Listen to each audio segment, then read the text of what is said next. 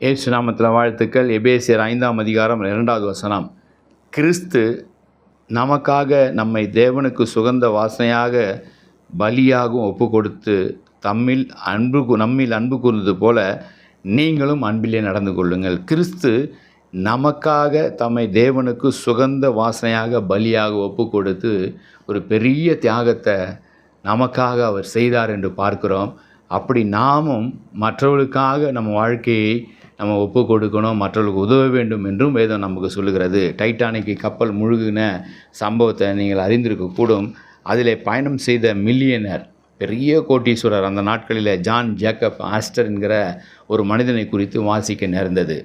இளம் வயது 43 வயது, திருமணமாகி தன் மனைவி கர்ப்பமாக இருக்கிறாங்க.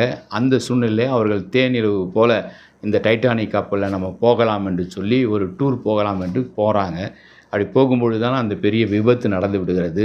அதில் லைஃப் போட்டில், சேஃப் போட்டில் பெண்களை முதலாவது ஏற்றி அனுப்பலாம், சிறு பிள்ளைகளை ஏற்றி அனுப்பலாம் என்றெல்லாம் டிசிஷன் எடுக்கிறாங்க.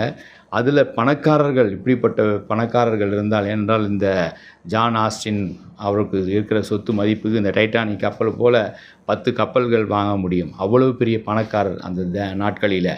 ஆகவே அந்த கப்பல் கேப்டன் சொல்கிறார், நீங்கள் உங்கள் மனைவி கர்ப்பமாக இருக்கிறாங்க, நீங்கள் தப்பித்து அந்த லைஃப் போட்டில் போங்க என்று சொல்லும் பொழுது அந்த மனுஷன் சொல்லியிருக்கிறான், இல்லை, என் மனைவியும் அவள் கர்ப்பமாக இருக்கிறாள், அவளும் போட்டும், இந்த 2 சிறு பிள்ளைகள் இங்கே இருக்கிறாங்க, என்னுடைய இடத்துல அந்த 2 சிறு பிள்ளைகளை அமர வைத்து அனுப்பிவிடுங்கள் என்று சொன்னாலாம். எவ்வளோ ஒரு அர்ப்பணிப்பு, எவ்வளோ ஒரு தியாக மனப்பான்மை பாருங்கள். இன்னும் சில நொடிகளில் அந்த கப்பல் மேலே இருந்த இந்த ஜான் ஜேக்கப் ஆஸ்டர் என்கிற அந்த மனிதனோடு அந்த கப்பல் மூழ்கி போனது. 4-5 நாட்களுக்கு பிறகு இவருடைய சரீரத்தை கண்டெடுத்தாங்க. இன்றைக்கும் அவருடைய சந்ததி பெரிய ஆசீர்வாதத்தோடு இருக்கிறாங்க. பெரிய காரியங்கள் இன்றைக்கும் அவரை நினைவு கூர்றாங்க.